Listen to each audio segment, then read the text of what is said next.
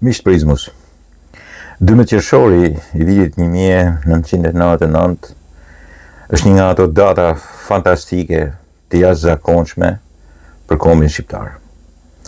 Është nga ato data të cilat jo vetëm nuk duhen harruar, po duhen mbajtur afër, pranë, gjithmonë në kujtesën e një kombi i qytetarëve të saj. Një kombi i cili sigurisht është ndarë jo përgjithshëm, por në tre qerekun jashtë dhe qerekun në ato 28.000 km2 që kishte Shqipëria.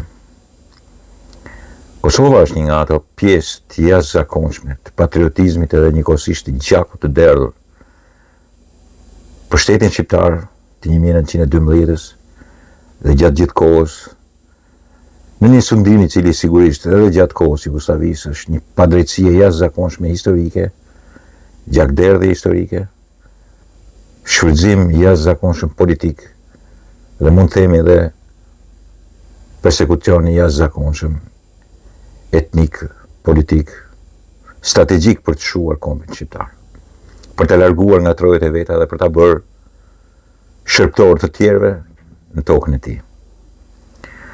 Sigurisht që kishin ndodhur ngjarje të mëdha dhe historia e Bosnjës është ajo që në të vërtetë shkatërroi edhe marrëdhëniet që mund të kishte bota normale demokratike me daljen zot që mund t'i bënte një populli.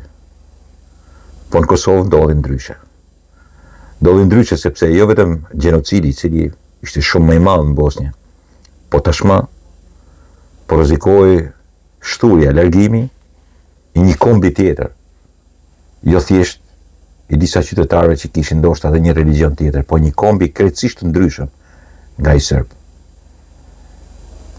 Normalisht që për 78 ditë forcat e NATO-s me nënkryer Shtetet e Bashkuara të Amerikës dhe sigurisht me presidentin Bill Clinton dhe shumë vende të tjera të botës, aleat, Tony Blair dhe vende të ndryshme të NATO-s, edhe me rezoluta dhe pa marrë mendimin e UNës, u futën dhe sulmuan në një aksion ajror klikën e Miloševićit dhe kriminalëve të tjerë që me paramilitar kishin filluar gjenocidin.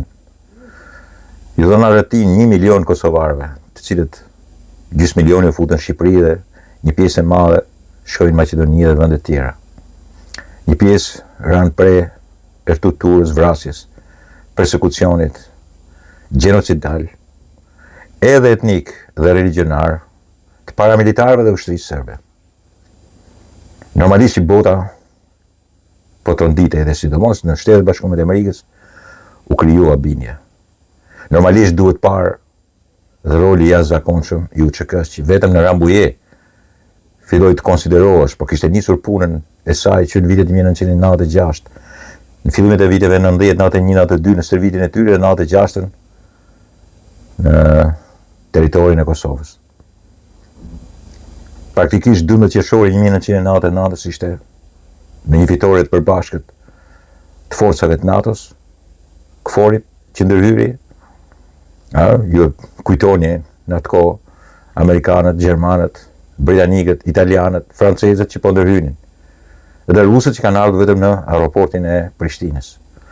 Vetëm 2 ditë përpara, në 10 qershor, Miloševići, mbasi u kërcënua që do ndërhyhet ashpërsisht tashmë edhe në tokë, dhe generali Wesley Clark i tha do të fusa pashët dhe nuk maj përgjegjësi se sa vdekje do keni, nga forca, nga përdorimi i forcës, nga kërcënimi i jashtëzakonshëm dhe nga pasoja e bombardimeve 78 ditë rresht, u detyruat në shkronte. Në shkronte, duke pasur në fushën e betejës UÇK-n, këtë bastion të jashtëzakonshëm të lirisë, këta patriot të jashtëzakonshëm të vendit tyre, të një flamurit shqiptar, absolutisht me parime fantastike të patriotizmit, një nga gjërat më të bukura që kanë krijuar shqiptarët në gjithë jetën e tyre. Me emre të cilëve kanë abuzuar shumë njerëz, duke filluar nga njëri krah dhe në krahun e tjetër, por që qëllimi i atyre luftëtarëve, asaj force të armatosur e përgatitur dhe në Shqipëri, ishte më patriotiku, më i dashuri, më i bukuri, më i lumturi, njëkohësisht edhe me gjak, i vaditur me gjak nga shqiptarët. Kosovar, bile aty ka pasur dhe shqiptar. Dëshmor dhe heroj të jashtëzakonshëm. Pra nga brenda UÇK-ja dhe nga jashtë pastaj, edhe bombardimet, edhe ndihma e madhe e amerikanëve dhe e NATO-s, futja e trupeve përbën edhe datën 12 qershor 1999. Për të ardhur në atë datë janë dashur shumë mundime. Është dashur rezistenca paqësore e Rrogovës. Janë dashur pastaj edhe luftëtarët e mëdhenj të UÇK-s. Është dashur gjaku i shumë kosovarëve. U desh në fund edhe në janar 99 edhe Qaku i famshëm. E gjenocidi i jashtëzakonshëm, vrasje masive, groposje masive, përdhunimet e jashtëzakonshme, ndërhyrjet për të vrarë shqiptar, për të zhdukur etnikisht, për të nxjerrë nga trojet e tyre. U desh edhe po e përsërisë edhe një herë edhe 78 ditë bombardime. Bombardime edhe në Beograd. U desh një mobilizim i NATO-s, e sidomos me në krye e Shtetet e Bashkuara të Amerikës edhe me presidentin Clinton, u arrit 12 qershori 1999. Kontributi i Shqipërisë është i jashtëzakonshëm. Si për UÇK-n, ashtu dhe për armët. UÇK-ja është armatosur nga Shqipëria. UÇK-ja ka marrë armët nga divizionet e Kukësit e nga gjithë Shqipëria. Serbët ishin trima vetëm me të paarmatosurit. Kriminalë të tillë, kur filluan të përballen me armë që vinin nga Shqipëria, me të famshmet Kalashnikov të prodhuara edhe këtu ke ne, me pushkët 20-çe, me pushkët 10-çe, me bazukat, me mitrolozët, 12.7-çet, me topat 75 pas brapsje, e panë që është një punë e keqe. Është një punë e keqe për se filluan të vdesin pikërisht në tokën që duhet të vdisnin. Sepse UÇK-ja po i kafshonte dhe po i kafshonte rënd, kriminal, përdhunues, gjakatar, të një regjimi gjakatar, po dhe një popull që nuk po e merrte vesh se si po shndroi në popull të bënte gjenocid. Gjenocid etnik, gjenocid religionar. UÇK-ja po i tregonte se ata nuk janë zotë dhe nuk janë trima kur përballen me njerëz të armatosur. Pastaj edhe ndihma nga NATO-ja. Ndihma nga Shqipëria ka qenë jashtëzakonshme dhe në pritjen e 400.000, thonë zyrtarët, po mbi 500.000, afër 600.000 kosovarëve, të cilët gjetën stre në Shqipëri. Më kujtohen këtu, i kemi pasur dhe në Shkodër. Më kujtohet Beka, më kujtohet Raza, më kujtohet Agroni, Teuta, Lido i vogël. Më kujtohet Adari i plagosur. Ndohen dy çunat e Bekës e të Razës. Ishte një familje që kishte ardhur duke udhëtuar 30 sa orë. Nuk besoni se NATO do sulmonte. Ishim mbledhur ke Çatrivani kur po shikonin B-52-shat dhe dëgjonin bombardimet që vinin nga Malizi.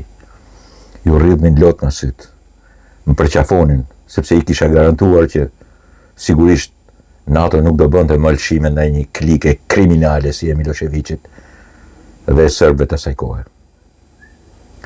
Sot marrëdhëniet janë përfaqe të zezë, sepse sigurisht politikat shoviniste, nacional populiste bëjnë të veten, dhe për fat jo vetëm ato të marrat e një njeriu që demek ma në kuj libra dhe quhen Vučić, luan midis Rusisë dhe Bashkimit Evropian ose Amerikës, por dhe Albin Kurtit, i cili sigurisht erdhi në fillim për trojet e Bashkimin e Trojet dhe pastaj ndau më keq, ose imitacionin e tij ndaj si të them tash, ndaj vet klikësh në Serbi, pse janë nacional sovranist populist, ata duhet ishin patjetër dhe sepse duhet mbajtur pushteti politik atje, duhet mbajtur pushteti politik edhe në Kosovë me tjetër mënyrë. Kurrë në kurrës nuk duhet i krahasoj me njëri tjetrin, kurrë në kurrës nuk duhet bëj krahasime siç bëjnë ata me Shqipërinë, një pjesë e madhe e vetëvendosjes, që i thonë shqiptarëve mazisë e Serbi ose vëllezërit e Serbisë ose vllai i Vučićit. Unë nuk them për asnjë kosovar që është vllai i Vučićit, edhe pse është në shërbim të Vučićit edhe të Serbisë, as për Albin Kurtin. Po them një nacional sovranizmi për pushtet të shëmtuar, të një jugoslavizmi idiot të shëmtuar, i cili sigurisht nuk ka respektuar si ndërkombëtarët, ashtu edhe Shqipërinë. Por po kthehemi edhe një herë ke 12 qershori 1999. Ai rregulloi një padrejtësi të jashtëzakonshme trojeve shqiptare, e cila ishte bërë dhe nga Evropa. Një padrejtësi e cila kishte ndarë trojet shqiptare.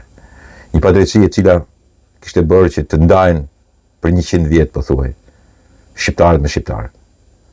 Duke i bërë të qëndronin me armikun e tyre, me njerëzit që nuk kanë dashur të qëndrojnë. Qëndrojnë me atë që është e paqëndrueshme, e pamundur që të qëndrosh. Në këtë pikë, prandaj është i rëndësishëm 12 qershori. Në këtë pikë, prandaj duhet respektuar NATO-ja, duhet respektuar Shtetet e Bashkuara të Amerikës, sidomos Shtetet e Bashkuara të Amerikës, por dhe NATO dhe vendet e Evropës. Britania e Madhe, të gjithë me radhë. Italianët, kushdo që ndërhyjë, gjermanët, francezët, kushdo prej tyre që ndërhyjë, edhe spanjolët, kushdo. Spanja nuk e njeh Kosovën, por ama trupat aty i kanë pasur. Në këtë pikë, me ndërkombëtarët duhesh patjetër një politikë tjetër e kësaj qeverie që është, e cila ka dhe raundin e 31, nuk zgjedh dot as krye parlamentare, sepse kështu janë, kokë fort, pushtetit të palëshueshëm. 12 qershori 1999 më bën që të kujtoj gjithë herojt, dëshmorët, dhe më bën të kujtoj edhe ata që janë sot padrejtësisht në gjyqin e Hagës edhe në burgun e Hagës. Thaçin, Krasniqin, dhe të gjitha tjerë. Të gjitha ata burra që qëndrojnë padrejtësisht në një gjyq i cili është jo vetëm i padrejt, por dhe i shëmtuar. Ti kujtoj sepse sigurisht është barazuar kriminali me ata që i kanë derdhur gjakun dhe kanë mbrojtur vendin e tyre për liri. 12 qershori 1999 është një nga shfaqjet më të bukura, në cilat unë kam pas fatin ta përjetoj, të jem gjallë, të jem pjesëtar, të jetoj me njerëzit që ishin në atë kohë, relevant, të ndihmoj me sa mundem, sidomos edhe me armatim, ata që pastaj, kur shirua Kosova, kishin nevojë prap të jenë të armatosur. Dakord, miqtë mi, rrofsh çlirimi i Kosovës, rrofshin aleatët tonë, rrofshin komandantët legjendar të UÇK-s, rroft Kosova.